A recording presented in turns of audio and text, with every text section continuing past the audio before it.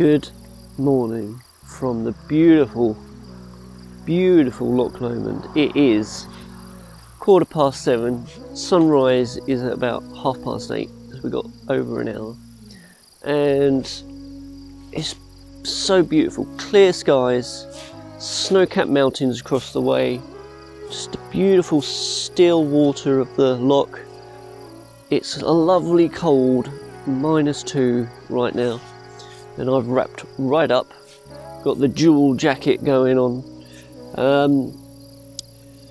and you'll notice this tree here, which is, you probably recognise it from pictures, it gets photographed a lot. Every man, his dog and his dog's groomer photographs this tree, so I'm not going to photograph it. In fact, I'm going to head down further north along the east side of the loch and look for another composition. Let's do that.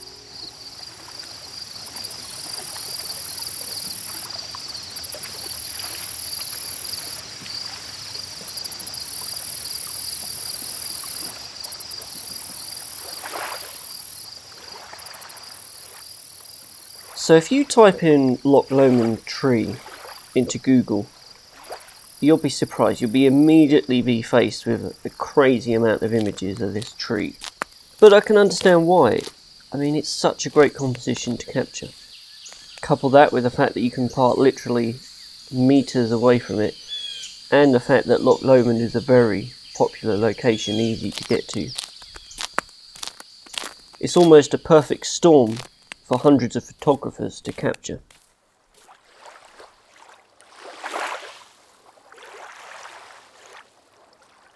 I mean, don't get me wrong, I'm not against everyone bagging their own shot of this and many other famous locations, and I'm very much guilty of it myself. But this morning I wanted to do something more than that easy shot. I already knew a nice area to look for compositions further north along the loch, so headed up and started looking for some foreground to use in the composition.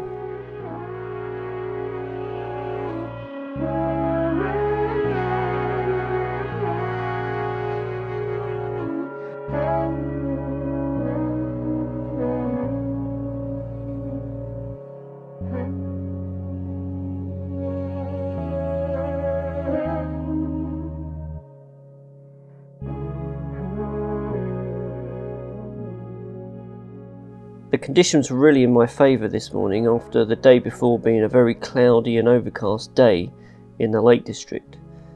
I had super clear skies, snow-capped mountains and a very calm, peaceful morning to just enjoy. So let me talk you through what I'm doing. I spent a good half an hour this morning looking for a composition.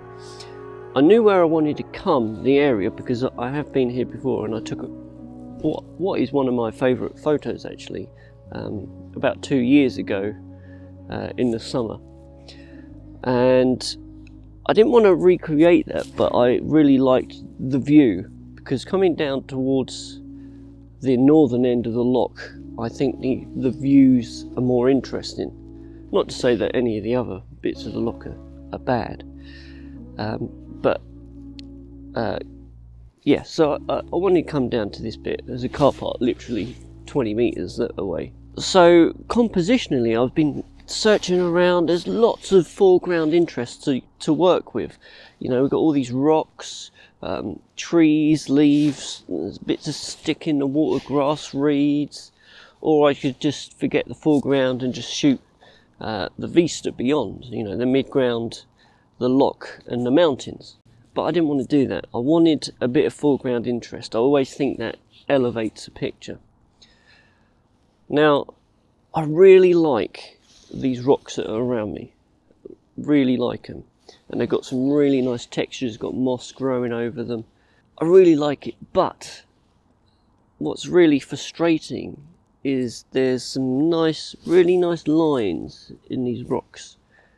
but they're not heading this direction that I want to shoot. They're heading this way, which is not as appealing a background to shoot.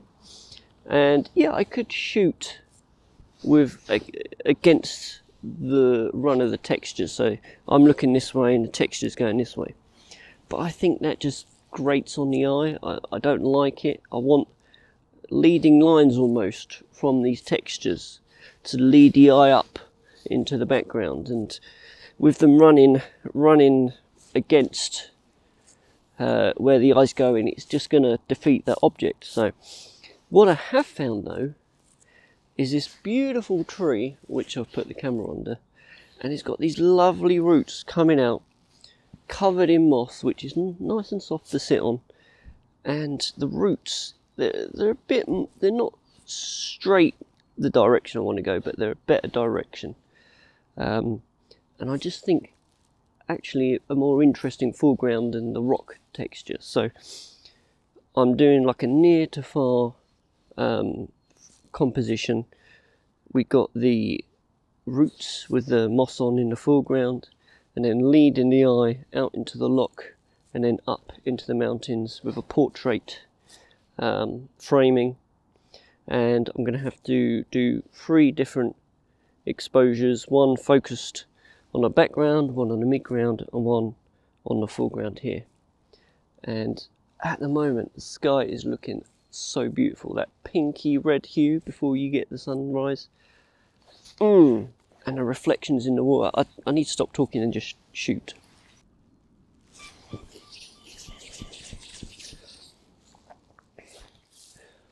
While I'm doing that exposure, ISO 50, f11, soft grad, no polarizer. I want them lovely pink reflections in the water, and we're doing about 15-second exposures because we want to get that nice and smooth, that surface. That's one shot in the bag. Now I'm just going to wait for that sun to rise behind me and to start licking the tops of those mountains in the background. That is going to be beautiful.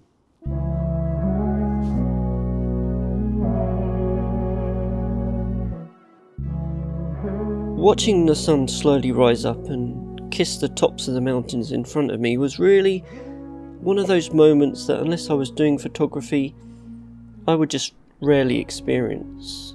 And if I did see it, it would be unlikely I would stop and actually take it in.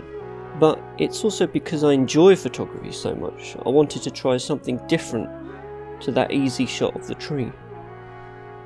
I mean, I did have the advantage of having been to this part of the loch before, so I knew what to expect. I also made sure I had plenty of time to explore and compose the shot before the sun rose. Had I shot the tree, would I have been as happy with my morning's work? Well, to be honest, I can't really answer that question.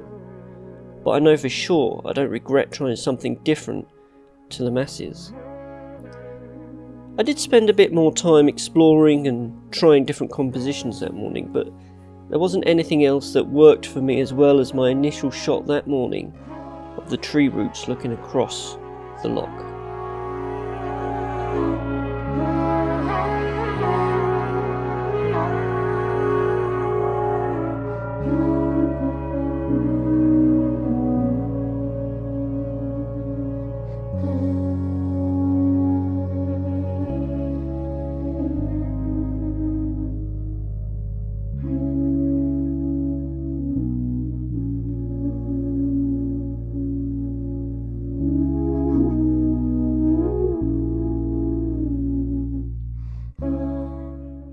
Man, am I hot and sweaty. But there's a reason I'm hot and sweaty, and that's because